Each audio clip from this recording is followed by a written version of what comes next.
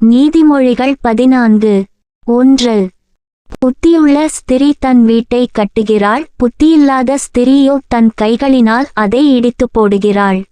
ஞானமுள்ள பெண் மற்றும் முட்டாள் பெண் என்பது ஞானத்தையும் முட்டாள்தனத்தையும் ஆளுமைப்படுத்துவதற்கு பதிலாக தனிநபர்களை குறிக்கலாம். கட்டிடங்கள் என்பது ஒரு பௌதீக வீட்டை கட்டுவதை குறிக்காமல் ஒரு வீட்டை பராமரித்து அதை வளப்படுத்துவதை குறிக்கலாம். ஞானமுள்ள ஒரு பெண் தன் வீட்டை கட்டுகிறாள், அதே சமயம் முட்டாள்தனமான ஒரு பெண் தன் வீடு புறக்கணிக்கப்படும் விதத்தில் வாழ்கிறாள்.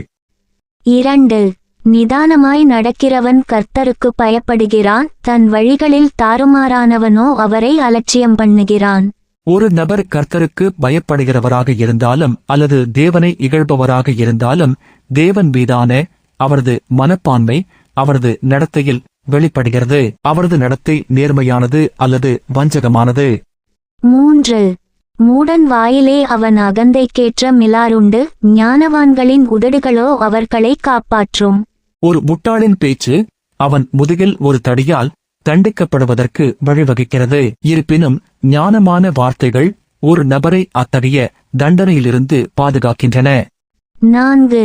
எருதுகளில்லாத இடத்தில் களஞ்சியம் வெறுமையாயிருக்கும், காளைகளின் பெலத்தினாலோ மிகுந்த வரத்துண்டு. ஒரு விவசாயிக்கு எருதுகள் இல்லை என்றால் உழுதல், கால்நடை தொழுவம் அவரது கொட்டகையில் உள்ள தொட்டி காலியாக உள்ளது, அதாவது சுத்தமாக. ஆனால் அவன் எந்த வகையான மறுசீரமைப்பின் அர்த்தமுள்ள முடிவுகள், நேரத்தையும் பணத்தையும் செலவழித்து வலிமையான எருதுகளின் கலப்பை காரணமாக நேரம், பணம் மற்றும் உழைப்பை முதலீடு செய்ய வேண்டும். ஏராளமான உணவு, ஏராளமான விளைச்சல் வேண்டும். 5. மெச்சாட்சிக்காரன் பொய் சொல்லான், பொய்ச்சாட்சிக்காரனோ பொய்களை ஊதுகிறான்.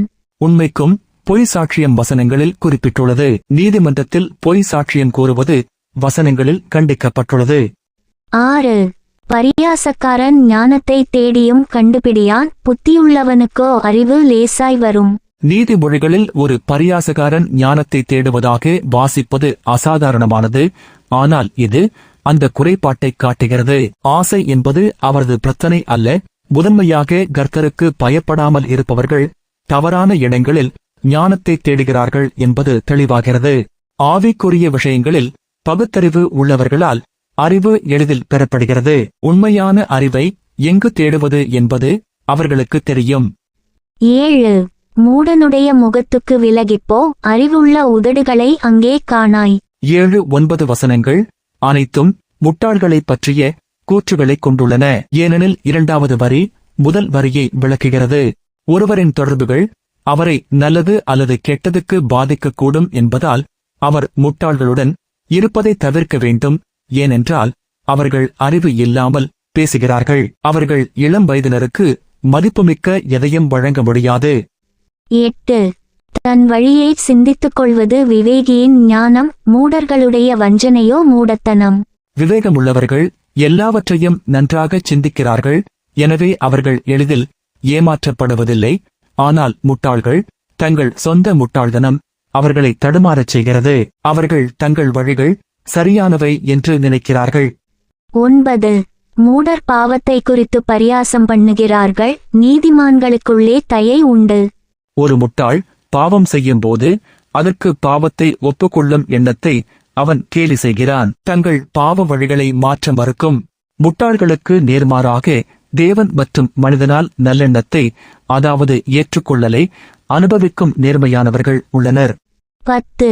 இருதயத்தின் கசப்பு இருதயத்திற்கே தெரியும், அதின் மகிழ்ச்சிக்கு அந்நியன் உடந்தையாகான்.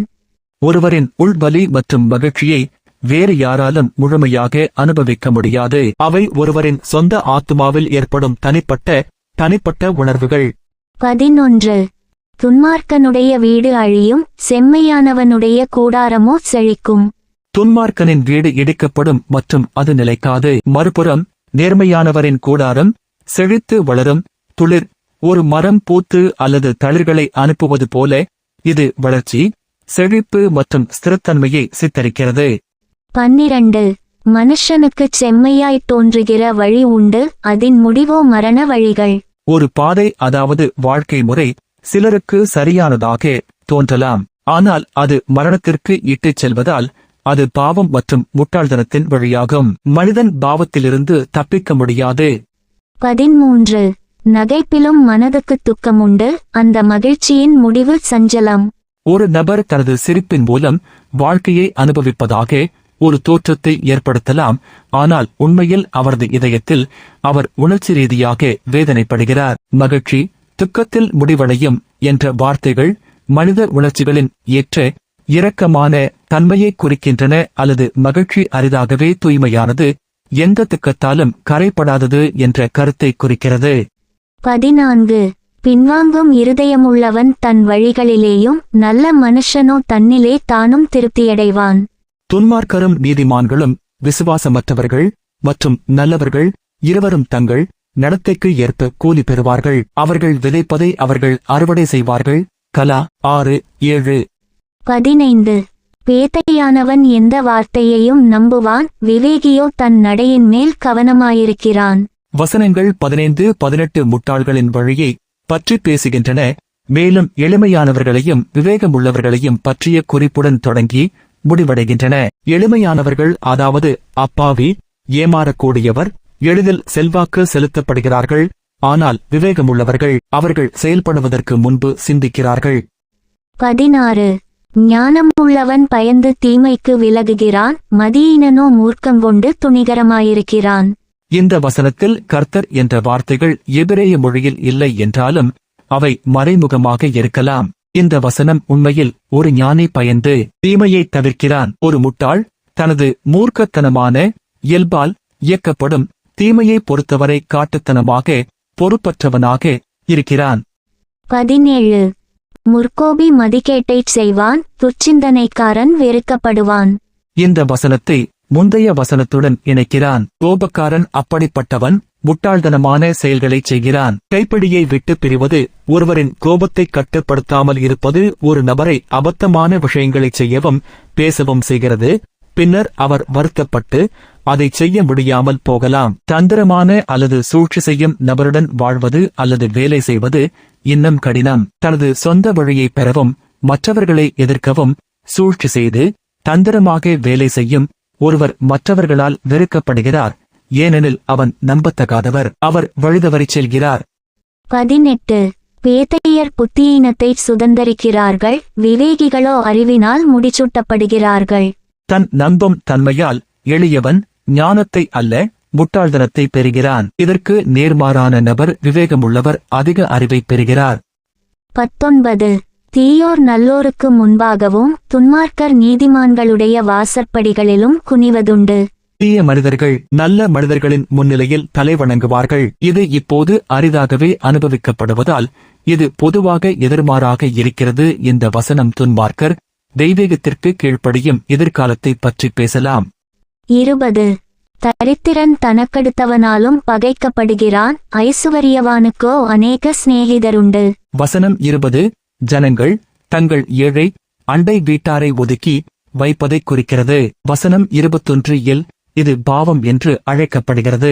மேலதிகமாக பொருளாதார விரக்திகளுக்கு வறுமையால் வரும் பெரும்பாலும் மக்கள் ஏழைகளுடன் தொடர்பு கொள்ள மறுப்பதால் சமூக ரீதியாக ஏழைகள் பாதிக்கப்படுகின்றனர். அதிகாரம் 14 வசனம் 20 இந்த சமூக ஏழைகளின் பிரச்சனையை பலர் பணக்காரர்களுடன் நட்பு கொள்ள விரும்புகிறார்கள் என்ற உண்மையுடன் வேறுபடுத்துகிறது. 21 பிறனை அவமதிக்கிறவன் பாவம் செய்கிறான், தரித்திரனுக்கு இறங்குகிறவனோ பாக்கியமடைவான். வசனம் 21 ஏழை அண்டை வீட்டாரிடம் ஒருவர் வெறுப்பை காட்டுவதையும் இன்னொருவர் இரக்கம் காட்டுவதோடு வேறுபடுத்துகிறது. இகழ்ச்சி என்பது வெறுப்பு என்பது அவமதிப்புடன் நடத்துதல், சிறுமைப்படுத்துதல், ஏளனம் செய்தல் என்று மொழிபெயர்க்கிறது. இகழ்ச்சி என்ற மனப்பான்மை பாவமாகும். அதே சமயம் தேவைப்படுபவர்களிடம் இரக்கம் காட்டுவது இறைவனிடமிருந்து ஆசீர்வாதத்தை கொண்டு வருகிறது.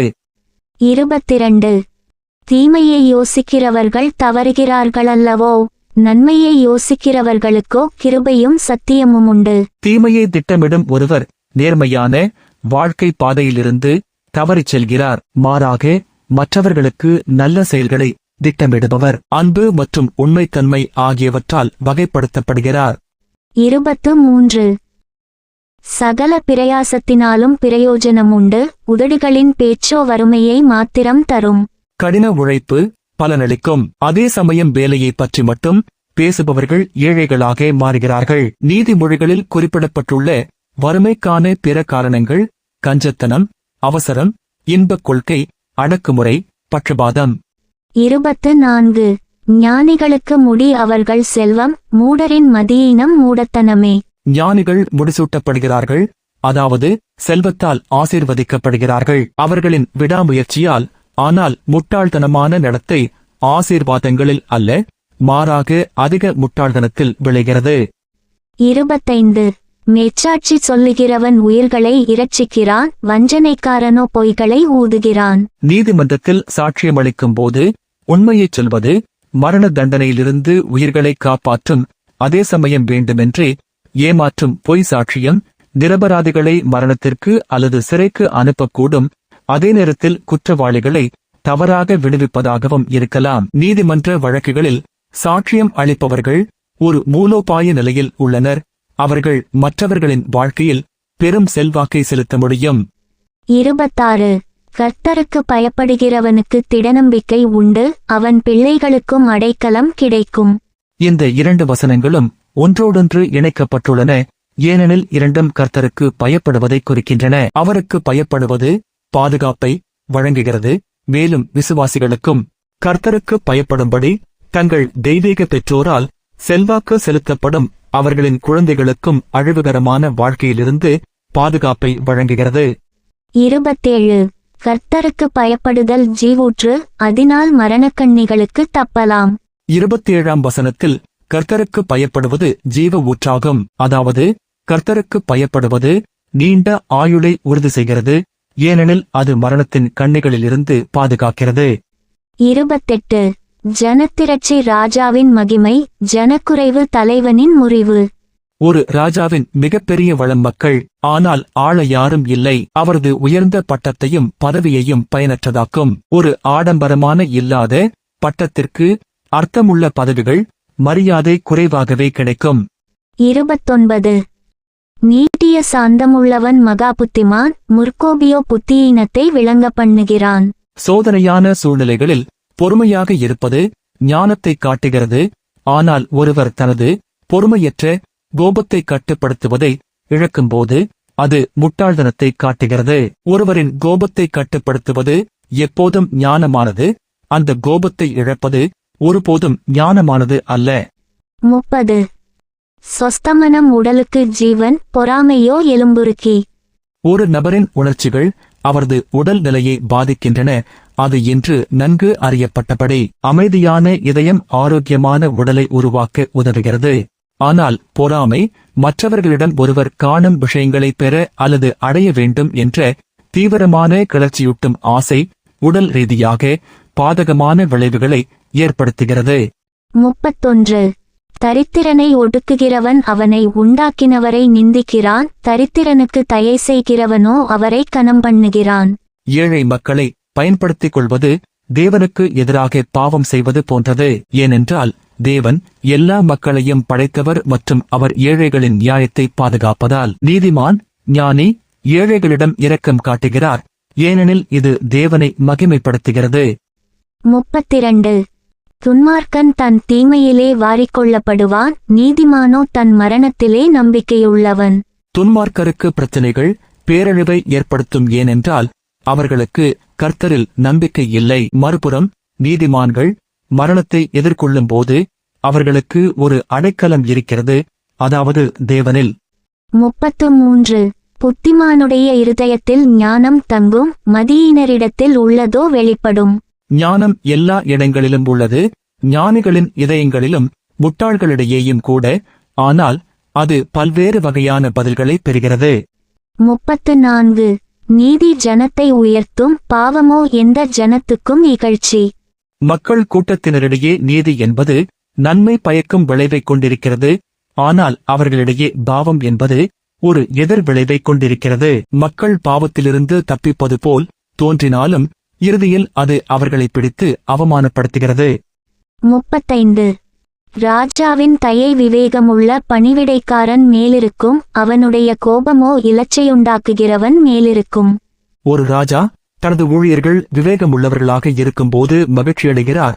ஆனால் அவர்கள் விவேகமுள்ளவர்களாக இல்லாவிட்டால் அவர்கள் அவருக்கு அவமானத்தை ஏற்படுத்துகிறார்கள். மேலும் அவர் அவர்கள் மீது கோபப்படுகிறார். கோபம் என்பது ஏப்ரா, அதாவது கோபத்தின் வெடிப்பு. இன்றைய ஊழியர்களுக்கும் இதுவே உண்மை. விவேகம் பலனளிக்கிறது, அது இல்லாதது முதலாளிகளுக்கு சிக்கல்களை ஏற்படுத்துகிறது.